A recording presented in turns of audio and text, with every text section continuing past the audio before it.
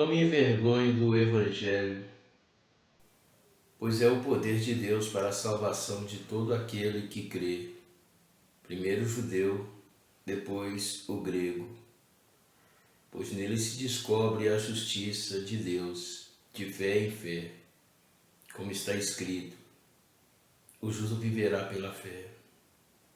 Romanos capítulo 1, versículos 16 e 17. Bendito seja esse Deus maravilhoso chamado Jesus Cristo. Eu sempre costumo afirmar que o Evangelho de Jesus é para todos, mas a doutrina do Espírito Santo é para aqueles que desejam manterem-se salvos, ou seja, aqueles que aceitam a inferência, a aquiescência, melhor dizendo, do Espírito Santo.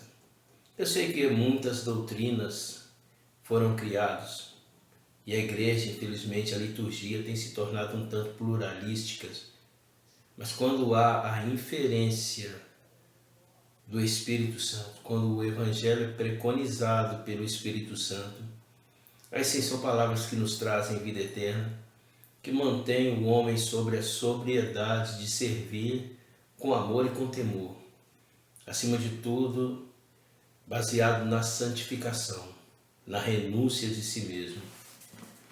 É a síntese da palavra de Deus, é o propósito da palavra de Deus. Também costumo afirmar que o Evangelho de Jesus não está limitado a um núcleo, mas transcende a tudo e a todos, está acima de tudo. Por isso é que parece um paradoxo, mas ao mesmo tempo dá para se entender. Quando falo que o Evangelho, porque, por exemplo, eu tenho um pensamento meu que diz que o Evangelho de Jesus é a marca do que Deus fez pela humanidade. Que nunca esteve preso a um núcleo, ou uma filosofia, uma ideologia, e por que não dizer até mesmo teologia. Quando falo sobre paradoxo, é porque existe o paradoxo, um aparente paradoxismo ao que tange as doutrinas que são implementadas.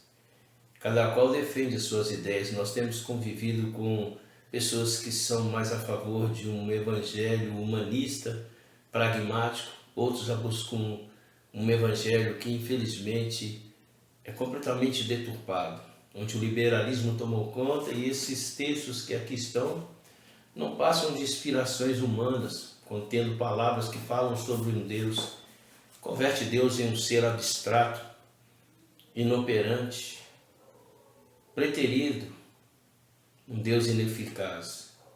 Mas quando a doutrina do Espírito Santo implementada, preconizada, por isso é que eu disse que o Evangelho é para todos, porque não são poucos, a maioria das religiões sempre se baseiam nos Evangelhos, mas tornaram esse mesmo Evangelho em algo humanista, algo antropocêntrico, com perdão da redundância, esqueceram da seiva da essência, do princípio maior, da profundidade do que insta o Evangelho, quando preconizado pelo Espírito Santo, para trazer-nos a toda a verdade. O próprio Jesus, no livro de João, deixa claro que nos enviaria, são os evangelhos escritos por João, que nos guiaria, que enviaria um Espírito da verdade que nos guiaria a toda a verdade. Aí sim entra o que eu falo sobre a preconização do Espírito Santo.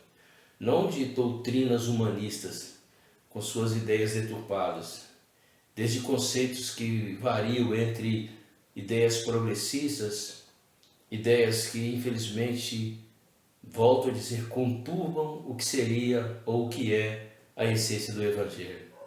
E nessa baila nós vemos um triunfalismo e tantos outros ismos, mas eu prefiro continuar refletindo sobre a eficácia desse Evangelho, baseado simplesmente, puramente nas Sagradas Escrituras, sem ir além ou ficar aquém, mas sempre subserviente, não um pensamento humano, mas subserviente àquilo que foi inspirado pelo Espírito Santo de Deus, que, volto a repetir, eu sei que é repetitivo, que preconiza aos nossos corações a sua vontade, porque a vontade de Deus ela é boa, ela é agradável, ela é perfeita, mas a partir do momento que nós aprendamos a discernir, a assimilar e a submeter-se a essa boa, agradável e perfeita vontade desse Deus maravilhoso.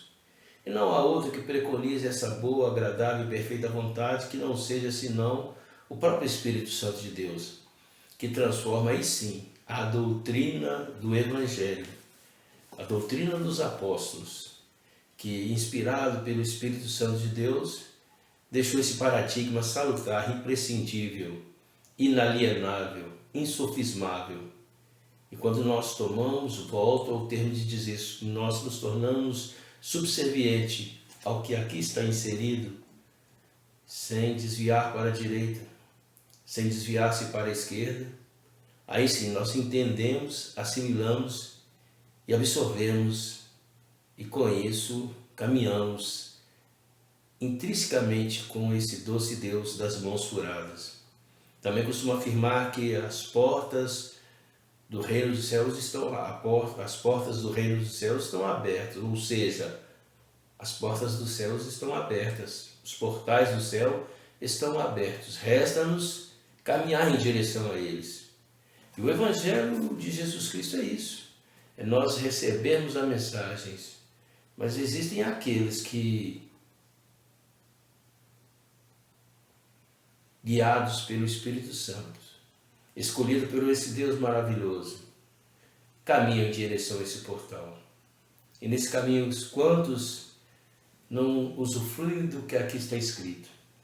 E até ensinam muitas doutrinas onde eu volto ao pluralismo, à ambiguidade da religião. Esses ficarão para o lado de fora. Muitos serão chamados, poucos serão escolhidos.